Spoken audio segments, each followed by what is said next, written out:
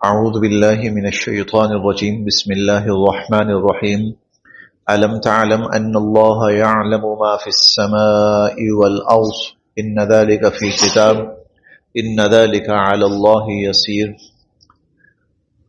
ألم تعلم کیا آپ نہیں جانتے؟ پچھلی آیات میں مشرکین کا اسلام اور مسلمانوں کے ساتھ جو رویہ اور طرز عمل تھا وہ بیان کیا گیا، اور پھر ساتھ یہ بھی کہا گیا کہ اللہ تعالیٰ ان کا فیصلہ کریں گے قیامت کے دن، اور جو انہوں نے اسلام اور اللہ کے دین سے ہٹ کر غلط راستہ اختیار کیا اور اپنایا ہے تو اللہ تعالیٰ ان کے درمیان اس کا فیصلہ فرمائیں گے۔ اب یہاں سوال یہ ہوتا ہے کہ اللہ کس بنیاد پر فیصلہ فرمائیں گے؟ بھئی لوگ، یہ تو کام، حرکتیں تو لوگوں کی ہیں نا، حرکتیں تو لوگوں کی ہیں، تو ان کے درمیان اللہ تعالیٰ کیسے فیصلہ فرمائیں گے؟ تو اس کا جواب یہ ہے الم تعلم ان اللہ یعلم ما فی السماء والارض، کیا آپ نہیں جانتے کہ آسمان میں اور زمین میں جو کچھ ہے وہ سب کا سب اللہ جانتے ہیں۔ تو اللہ تعالیٰ جو فیصلہ فرمائیں گے وہ اپنے علم کی بنیاد پر فرمائیں گے، اور پھر یہ بھی کہ ان ذالک، یہ سب کا سب فی کتاب، ایک کتاب کے اندر بھی موجود ہے۔ تو ایک اللہ رب العزت کا علم ہے کہ جس کی بنیاد پر اللہ فیصلہ فرمائیں گے، اور پھر علم کے ساتھ ساتھ ظاہری شہادت بھی موجود ہوگی، اور وہ ظاہری شہادت جو ہے وہ انسانوں کے اعمال جو نامہ اعمال کی شکل میں انسانوں کے سامنے لائے جائیں گے۔ دیکھیں جو کتاب ہے نا، اسی کے بارے میں ہم نے 15ویں پارے میں پڑھا تھا، وَوُضِعَ الْكِتَاب، کہ وہ جو کتاب ہے وہ سامنے لائی جائے گی، اور پھر آپ دیکھیں گے کہ جو مجرم ہیں وہ ڈر رہے ہوں گے، کیونکہ اس کتاب کے اندر ان کا سارا کچھ موجود ہوگا، جو انہوں نے کیا سب کچھ موجود۔ تو کتاب ان ذالک فی کتاب، یہ سب کا سب کتاب کے اندر بھی محفوظ ہوگا۔ اسی طرح ہم نے پڑھا ہے 15ویں پارے میں کہ قیامت کے دن اللہ انسان کے سامنے نامہ اعمال رکھیں گے اور کہیں گے اقرا کتابک، پڑھ اپنی کتاب، پڑھ اپنی کتاب، کفا بنفسک الیوم علیک حسیبا، اپنا حساب کرنے کے لیے تو خود ہی کافی ہے۔ تو ان ذالک فی کتاب، تو یہ سب کا سب کتاب کے اندر موجود ہے، اور ان ذالک، بے شک ایسا کرنا، علی اللہ، اللہ پر، یسیر، بڑا آسان ہے۔ ان ذالک علی اللہ یسیر، اتنے انسانوں کا ریکارڈ اکٹھا کرنا، ہر شخص کی ہر حرکت سے اور اس کے ہر عمل سے باخبر رہنا، یہ کیسے ممکن ہے؟ یہ کوئی کیسے کر سکتا ہے؟ تو اللہ تعالیٰ فرماتے ہیں ان ذالک علی اللہ یسیر، ایسا کرنا اللہ تعالیٰ کے لیے بہت آسان ہے۔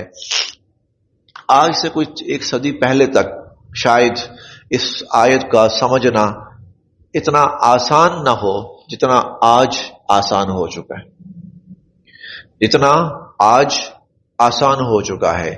آج انسانوں کا ریکارڈ مختلف جگہوں پر موجود ہے، اور 2-4 نہیں بلکہ ہزاروں، لاکھوں اور کروڑوں، اور شاید آپ اربوں بھی کہہ سکتے ہیں، اربوں انسانوں کا ریکارڈ موجود ہے۔ اربوں انسان، وہ کب کہاں کیا کیسے سب کچھ موجود ہوتا ہے۔ تو پھر یہ تو انسان اگر اتنا کر سکتا ہے تو اللہ رب العزت کی ذات، وہ اس کا تو انسانوں کے ساتھ موازنہ ہی کوئی نہیں نا۔ وَيَعْبُدُونَ، اور یہ لوگ پوجتے ہیں، مِن دُونِ اللَّهِ، اللہ کو چھوڑ کر، اور یہ لوگ اللہ کو چھوڑ کر پوجتے ہیں، عبادت کرتے ہیں، کن کی؟ ماں، ان کی، لم ينزل، کہ نہیں اتاری اللہ تعالی نے، بھی، جن کی، سلطانن، کوئی دلیل، ما لم ينزل بھی سلطانا، جن کی اللہ نے کوئی دلیل، کوئی سند نہیں اتاری کہ بھئی ان کی عبادت کرو۔ دیکھیں اطاعت ہے نا، اطاعت، اس کی اللہ نے سند اتاری ہے۔ اطیعوا اللہ، اللہ کی اطاعت کرو، وَأَطِيعُوا الرَّسُولَ، رسول صلی اللہ علیہ وسلم کی اطاعت کرو، وَأُولِي الْأَمْرِ مِنْكُمْ، اور تم میں سے جو اولو الامر ہیں ان کی اطاعت کرو۔ اور اسی طرح جب کوئی امیر بنایا جائے، کوئی کسی جماعت کا کوئی سربراہ بنایا جائے، اور بڑا بنایا جائے تو اس کو امیر کہا جاتا ہے. سفر میں جاؤ تو ایک اپنا بڑا بنا لو، اس کو امیر کہا جاتا ہے. گروپ لیڈر بھی ہم کہہ سکتے ہیں اس کو، امیر بنا لو. تو اس کے بارے میں کہا امیر کی اطاعت کرو، امیر کی اطاعت کرو. والدین کے بارے میں فرمایا والدین کی اطاعت کرو. سند موجود ہے، دلیل موجود ہے. لیکن جہاں تک عبادت کا تعلق ہے تو اللہ کے سوا تو کسی کی عبادت ہے ہی نہیں، اس کی تو اللہ نے کوئی شرط اتاری ہی نہیں ہے. وما اور نہیں ہے، وما لیسا اور یہ ان کو پوچھتے ہیں، لیسا نہیں ہے، لہم انہیں بھی جس کا علم ان کو علم، اور یہ ان کو پوچھتے ہیں جن کا ان کو کوئی علم تک نہیں ہے. اب اس کا اندازہ اس بات سے لگائیں کہ جو صفا اور مروہ دو بڑی معروف پہاڑیاں تھیں، صفا اور مروہ، اور یہ وہ پہاڑیاں ہیں کہ جن کا ذکر قرآن کریم کے اندر بھی آتا ہے، ان الصفا والمروہ من شعائر اللہ. صفا اور مروہ کے اوپر مشرکین دو بتوں کا طواف کرتے تھے، دو بتوں کا طواف کرتے تھے. طواف شروع ہو گیا تھا. سعی تو ایک الگ عمل ہے نا، سعی سے ہٹ کر طواف شروع ہو گیا تھا صفا اور مروہ کا. اب صفا کے اوپر اصاف نام کا بت تھا، اور جو مروہ ہے اس کے اوپر نائلہ نام کا بت تھا. یہ اصاف اور نائلہ یہ کون تھے؟ یہ دو وہ شخص تھے، مرد اور عورت، کہ جنہوں نے بیت اللہ میں زنا کیا تھا. اللہ نے ان کو وہیں اسی وقت اللہ کا غضب نازل ہوا اور ان کو پتھر کا بنا دیا گیا، ان کے وجود منجمد کر دیے گئے. اب اہل عرب نے کیا کیا، ان کو اٹھا کر اس کے اوپر صفا اور مروہ کے اوپر رکھ دیا تاکہ لوگوں کو عبرت ہو کہ اللہ کے گھر میں کوئی غلط کام کرے گا تو اس کا یہ انجام. ابتداءً وہ لوگوں کے لیے عبرت کی مثال رہی، وقت گزرنے کے ساتھ ساتھ وہ عبرت کی جگہ پر ایک وہ اب تفریح بن گئی، اور پھر ایک وقت آیا کہ تفریح سے بڑھ کر وہ عبادت بن گئی. وہ تفریح سے بن کر مالی سے لہم بھی علم، ان کو پوچھتے ہیں، ان کی عبادت کرتے ہیں کہ جن کے بارے میں ان کو پتہ تک نہیں ہے، علم تک نہیں ہے. اسی طرح بقیہ جو تھے ان کا بھی یہی حال تھا.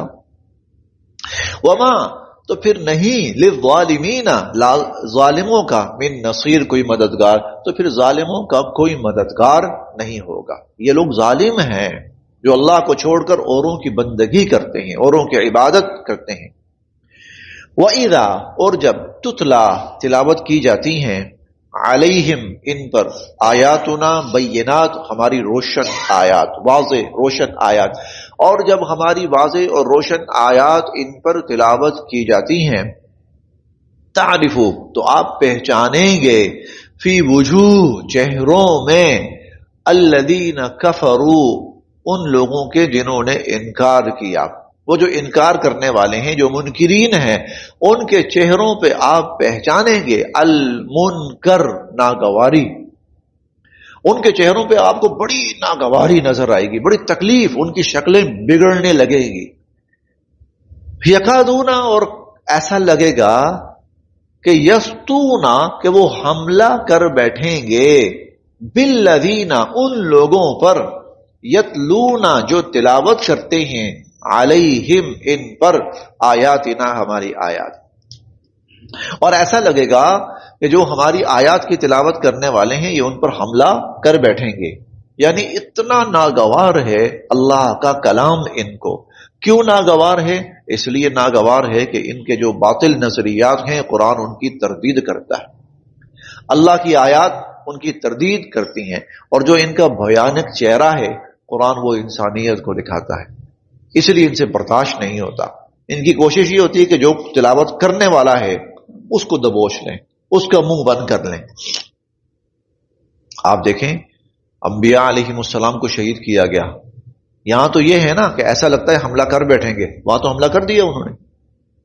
عیسیٰ علیہ السلام کو اپنی دانش میں شہید کرنے والے کون لوگ تھے؟ عیسیٰ علیہ السلام کو اپنی دانش میں وہ لوگ جن کو عیسیٰ علیہ السلام کہتے تھے کہ تم غلط ہو. انہیں لگا کہ ہمارا پردہ فاش ہونے والا ہے، اگر یہ شخص اسی طرح رہا، بولتا رہا، بتاتا رہا تو ہم کسی کو منہ دکھانے کے قابل نہیں رہیں گے. منہ دبا دو، آواز بند کر دو.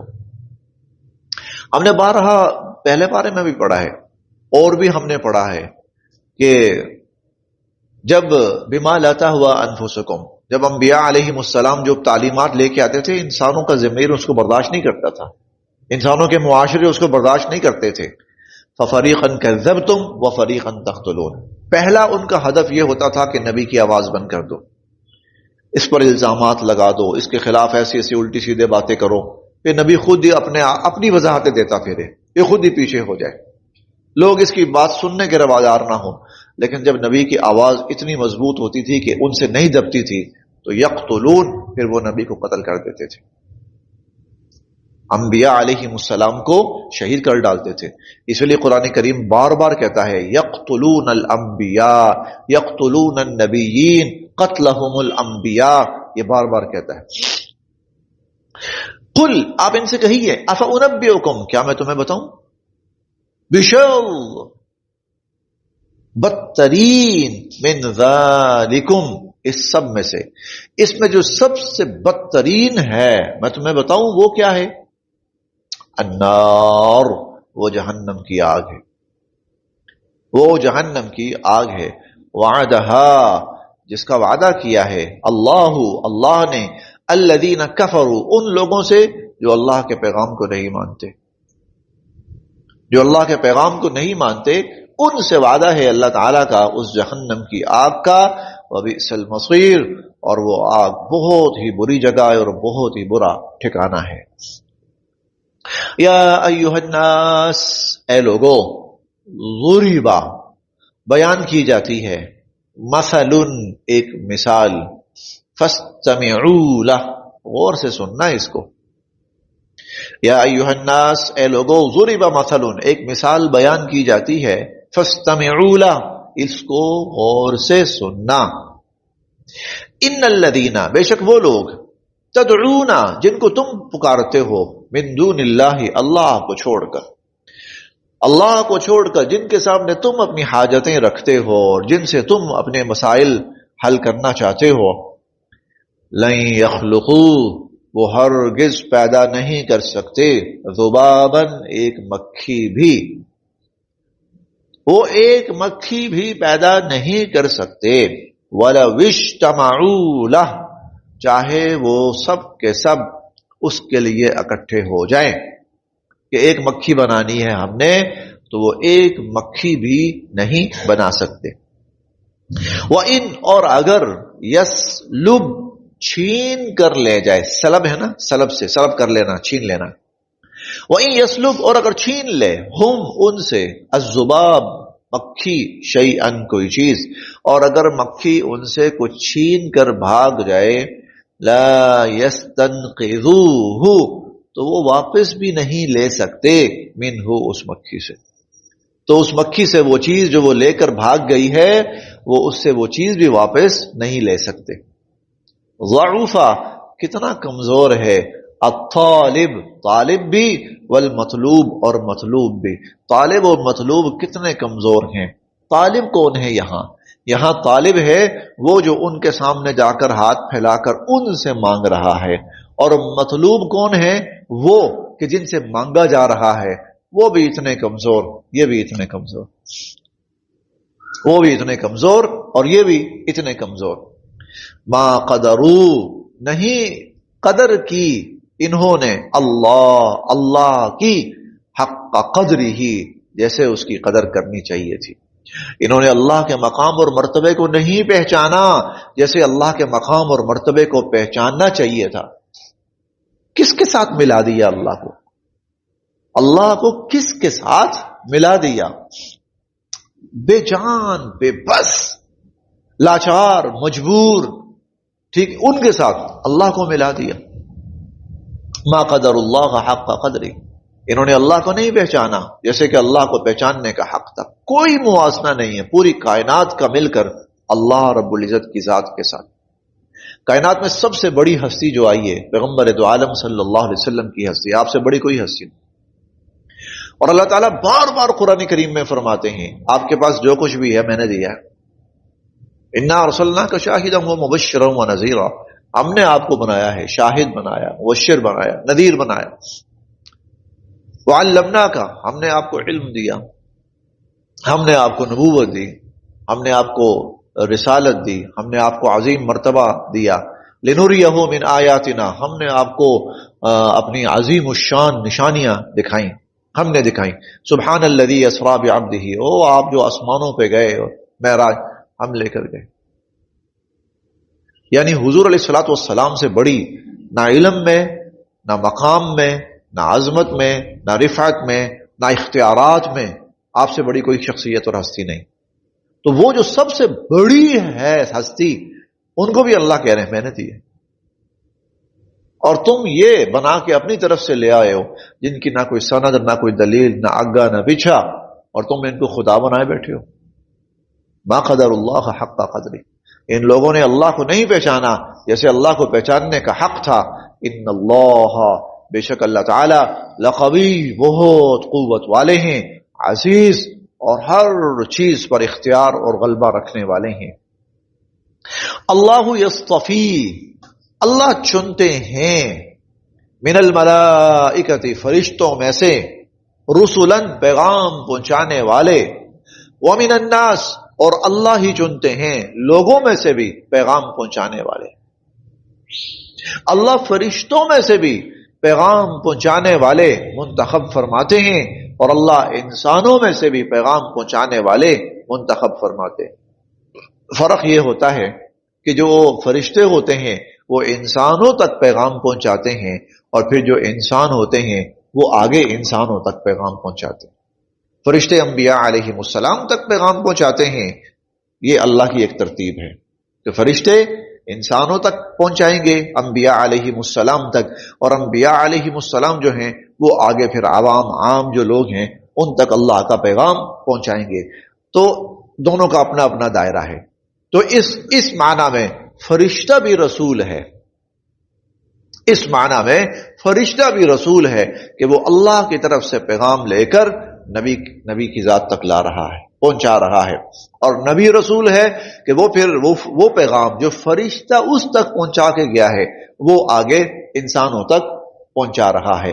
کام دونوں کا ایک ہے، صرف دائرہ مختلف ہے، وہ اللہ سے انسانوں تک، اور یہ پھر آگے انسانوں سے انسانوں تک، تو دونوں پیغام پہنچا رہے ہیں۔ اس لیے قرآن کریم میں کئی جگہ فرشتوں کے لیے رسول کا لفظ استعمال کیا گیا ہے، قرآن کریم میں کئی جگہوں پر رسول کے لیے، فرشتے کے لیے رسول کا، یہاں پر بھی اس معنی میں۔ اللہ کو یصطفی، اللہ منتخب فرماتے ہیں، من الملائکۃ، فرشتوں میں سے، رسولاً، پیغام پہنچانے والے، ومن الناس، اور لوگوں میں سے بھی پیغام پہنچانے والے۔ ان اللہ سمیع بصیر، بے شک اللہ تعالیٰ سب کچھ سننے والے، دیکھنے والے۔ اب یہ وہی بات ہے جو میں ابھی عرض کر چکا ہوں، ارے یہ تو تم نے تو اپنے مصنوعی بنائے ہیں نا، وہ حقیقی جن کو واقعتاً میں نے بنایا ہے، اور جن کو میں نے عزت دی ہے، جن کو میں نے عظمت دی ہے، جن کو، ارے وہ بھی میرے بندے ہی ہیں، وہ بھی میرے بندے ہی ہیں، یہ دعویٰ تو وہ بھی نہیں کر سکتے، اور تم ان کے بارے میں کہہ رہے ہو کہ جن کا بارے میں کس کو پتہ ہی نہیں، تمہیں خود نہیں پتا جن کے بارے میں۔ یعلمو، اللہ جانتے ہیں، ما بین ایدیہم، جو لوگوں کے آگے ہے، وما خلفہم، اور جو لوگوں کے پیچھے، اللہ وہ سب جانتے ہیں۔ آگے اور پیچھے مختلف معنی میں ہوتا ہے۔ آگے سے مراد جو پہلے ہو چکا ہے، وما خلفہم، اور پیچھے سے مراد جو بعد میں ہونے والا ہے۔ ہمارے پاس وہ تاریخ ہے جو پیچھے گزر چکی ہے، ہمارے پاس ہے، ہم جانتے ہیں۔ آگے کیا ہوگا اندازہ تو ہو سکتا ہے، لیکن آگے کی ہسٹری ہمارے پاس نہیں۔ اللہ جانتے ہیں، اللہ کہتے ہیں میرے پاس آگے کی بھی ہے، پیچھے کی بھی ہے۔ ہمارے پاس وہ بہت کچھ ہے جو ہمارے سامنے ہے، اور وہ بہت کچھ جو ہمارے سامنے نہیں ہے وہ ہمیں نہیں پتا۔ اللہ کہتے ہیں مجھے جو تمہارے سامنے ہے وہ بھی پتا ہے، یعلم ما بین ایدیہم، اور جو تمہارے پیچھے ہے یعنی جو تمہارے سامنے نہیں ہے مجھے وہ بھی پتا۔ یعلم ما بین ایدیہم، جو لوگوں کے سامنے ہے وہ بھی وہ جانتا ہے، اور جو لوگوں کے پیچھے ہے وہ بھی جانتا ہے۔ وَإِلَى اللَّهِ تُرْجَعُ الْأُمُورُ، اور سارے امور اللہ ہی کی طرف لوٹائے جاتے ہیں۔ لہذا جب یہ سب کچھ تمہارے سامنے آ گیا تو یا ایھا الذین آمنوا، اے ایمان والو ارکعو واسجدو، رکوع کرو اور سجدہ کرو، وعبدو اور عبادت کرو، ربکم اپنے رب کی۔ اے ایمان والو، یہ رکوع کرنا، سجدہ کرنا، عبادت کرنا، یہ تینوں جو مفہوم ہیں وہ اللہ کے سامنے جھکنے کا معنی دیتے ہیں۔ ان سے مراد اللہ کے سامنے جھکنا ہے، چاہے تھوڑا جھکنا ہے، چاہے زیادہ جھکنا ہے، چاہے مکمل جھکنا ہے، یہ تینوں الفاظ اللہ کے سامنے جھکنے کا مفہوم دیتے ہیں۔ یہ جھکنے کی ذات کے لائق ذات صرف اللہ ہے۔ لہذا اے ایمان والو، رکوع کی حالت میں جھکو تو بھی اللہ کے سامنے، سجدے کی حالت میں جھکو تو بھی اللہ کے سامنے، ہر قسم کی عبادت اور بندگی کرو تو صرف اللہ کے لیے۔ ارکعو، رکوع کرو، واسجدو، سجدہ کرو، واعبدوا ربکم اور اپنے رب کی عبادت کرو، وافعلوا الخیر اور نیکی اور بھلائی کے کام کرو، لعلکم تاکہ تم تفلحون فلاح پاؤ، کامیاب ہو جاؤ۔ وجاہدو اور جہاد کرو، فی اللہ اللہ کی راہ میں، حق جہاد ہی جیسا کہ جہاد کرنے کا حق ہے۔ اب یہاں جہاد جو ہے یہ دونوں معنی میں ہے۔ ایک تو معنی ہے محنت، کوشش، جستجو، لگن، بھاگ دوڑ، ایک تو معنی یہ ہے، تو بالکل اللہ کے لیے کوشش کرو، اللہ کے لیے محنت کرو، اللہ کے لیے بھاگ دوڑ کرو۔ اس لیے کہیں پر سارعو کے الفاظ بھی آتے ہیں اور کہیں پر فاستبقوا کے الفاظ بھی آتے ہیں۔ فاستبقوا کا مطلب ہوتا ہے آگے بڑھو ایک دوسرے سے، جسے کمپٹیشن کہتے ہیں، مقابلہ کرو کہ میں اس سے زیادہ آگے بڑھوں گا، میں اس سے زیادہ خیر کے اعمال کروں گا۔ سارعو کے الفاظ بھی آتے ہیں، دوڑو، بھاگو اللہ کی طرف۔ اور یہ مجاہدہ اسی معنی کے اندر ہے کہ جتنی کوشش کر سکتے ہو عبادت میں، بندگی میں، نیکی کے کاموں میں، خیر کے اعمال کرو۔ یہ اس معنی میں بھی ہے۔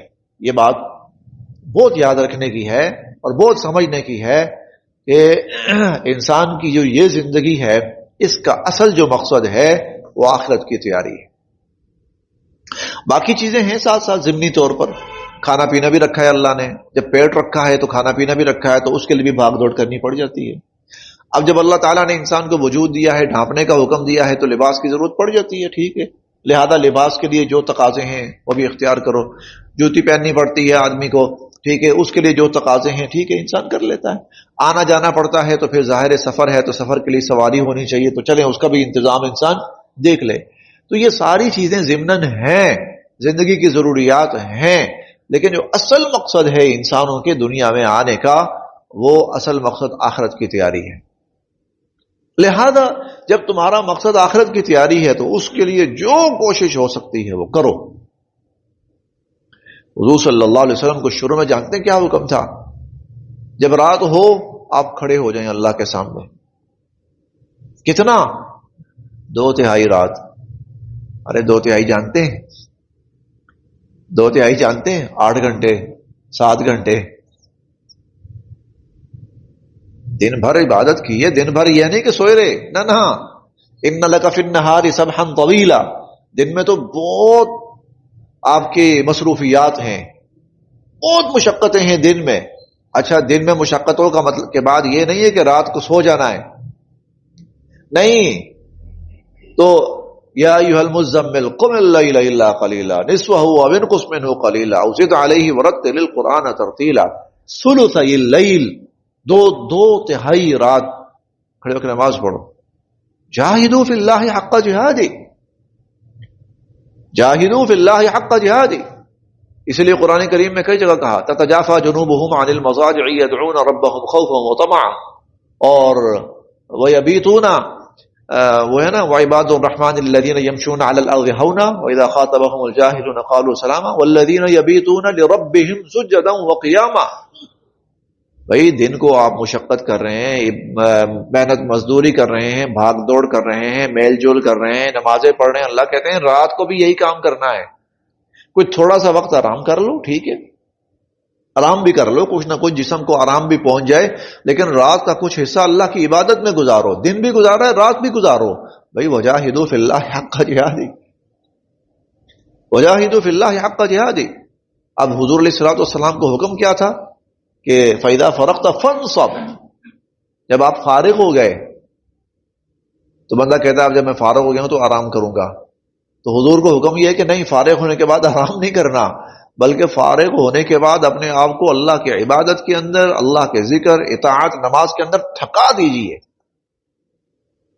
فَإِذَا فَرَغْتَ فَانصَبْ، فنصب کا مطلب تھکا دیجیے اپنے آپ کو۔ اس لیے حضور جب نماز پڑھتے تھے اتنی اہتمام کے ساتھ، اتنی طویل کہ پاؤں مبارک جو ہوتے تھے نا وہ سوج جاتے تھے، حتی تورمت قدما۔ یہ وجاہدوا فی اللہ حق جہادی، وجاہدوا یہ جو وقت ہے نا، لقد خلقنا الانسان فی کبد، کبد کا مطلب کیا ہے؟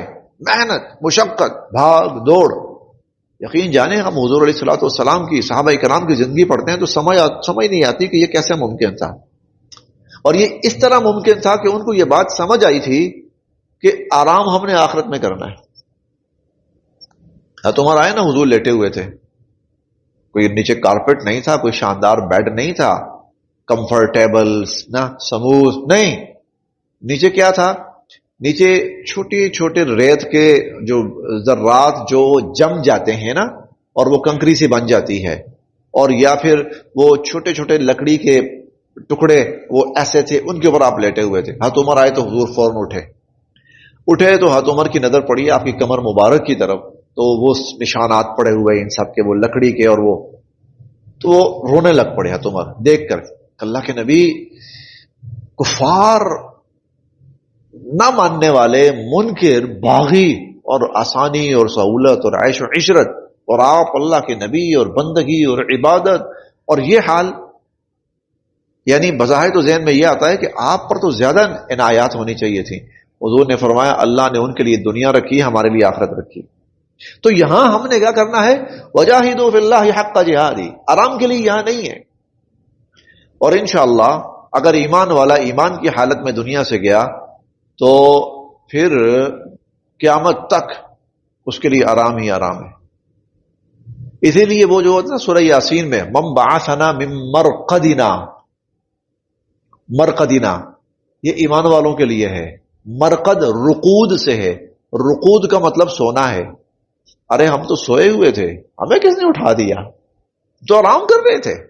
ایمان والوں کے لیے اب آرام شروع ہو گیا۔ اب وہ نماز پڑھنے کے لیے اٹھنا چاہتا ہے، اسے کہا تھا بس ختم بھائی، ختم، نماز شماز سب وہ دنیا میں تھا، اب تو سکون ہے۔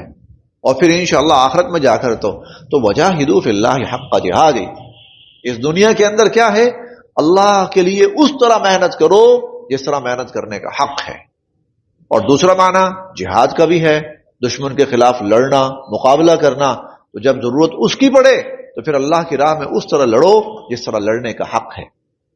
هو اجتباکم، اسی نے تو تمہارا انتخاب کیا ہے، اسی نے تمہیں چنا ہے۔ وما جعل، اور نہیں رکھی اللہ نے، علیکم تم پر، فی الدین اس دین میں، من حرج تنگی۔ ابھی جو تنگی ہے اس کی وضاحت اللہ نے خود فرمائی، اور وہ کیا؟ لا یکلف اللہ نفسا الا وسعها، اللہ نے انسان کو جتنے بھی حکم دیے ہیں وہ سارے وہ حکم ہے جو انسان کر سکتا ہے، ان میں کوئی بھی وہ حکم نہیں جو انسان نہیں کر سکتا۔ حرج یہ ہے یعنی ایسا کام کہ انسان نہ کر سکتا ہو، ایسا کام انسان نہ کر سکتا ہو، اللہ نے دین میں ایسی کوئی چیز نہیں رکھی جو انسان نہ کر سکتا ہو، بلکہ اللہ نے دین میں ہر وہ حکم رکھا جو انسان کر سکتا ہے۔ روزہ رکھ سکتا ہے، حج کر سکتا ہے، زکوٰۃ دے سکتا ہے، اور جہاد کر سکتا ہے۔ ملت ابیکم، اور یہ ملت ہے تمہارے والد ابراہیم، حضرت ابراہیم علیہ السلام کی، یہ تمہارے والد حضرت ابراہیم علیہ السلام کی ملت ہے۔ هو سماکم، اور انہوں نے ہی، ابراہیم علیہ السلام نے ہی تمہارا نام رکھا تھا، المسلمین، مسلم۔ مسلم تمہارا نام ابراہیم علیہ السلام نے بھی رکھا تھا، من قبل، اس سے پہلے۔ اور یہ ہم پہلے بارے میں پڑھ کے آئے ہیں، جب بیت اللہ میں کھڑے ہو کر دعا کی تھی نا، تو ربنا وجعلنا مسلمین لک ومن ذریتنا امۃ مسلمۃ لک، اللہ ہماری اولاد میں بھی امت مسلمہ پیدا فرما۔ تو تمہارا نام مسلمین جو ہے یہ ابراہیم علیہ السلام نے رکھا، من قبل، اس سے پہلے، وفی ھذا، اور اس قرآن کے اندر بھی اللہ نے تمہارا نام مسلم رکھا ہے اور مسلمین رکھا ہے، لیکونا، تاکہ ہوں، الرسول، رسول، شہیدن، گواہ، علیکم، تم پر، تاکہ رسول تم پر گواہ بنے، وتکونوا، اور تم بنو، شہداء، گواہ، علی الناس، لوگوں پر، تاکہ رسول تم پر گواہی دینے والے بنے اور تم لوگوں پر گواہی دینے والے بنو۔ رسول تم پر گواہی دینے والے، کیا مطلب؟ حضور علیہ الصلوۃ والسلام نے اللہ کے وحدہ لا شریک ہونے کی جتنا پیغام تھا وہ صحابہ کرام تک پہنچایا، اور پھر صحابہ کرام کے ذمے کیا لگا؟ اب تم انسانیت تک پہنچاؤ قیامت تک کے۔ تو حضور نے جو شہادت کا فریضہ تھا وہ تم پر ادا کیا، اب تم اس شہادت کا فریضہ ساری انسانیت تک پہنچا کے ادا کرو۔ فاقیموا الصلاۃ، بس نماز قائم کرو، وآتوا الزکاۃ، اور زکات ادا کرو، واعتصموا باللہ، اور اللہ کی ذات کے ساتھ جڑے رہو، هو مولاکم، وہی تمہارا آقا ہے، فنعم المولا، کیا خوب آقا ہے، ونعم النصیر، اور کیا ہی خوب مددگار ہے۔ صدق اللہ العظیم۔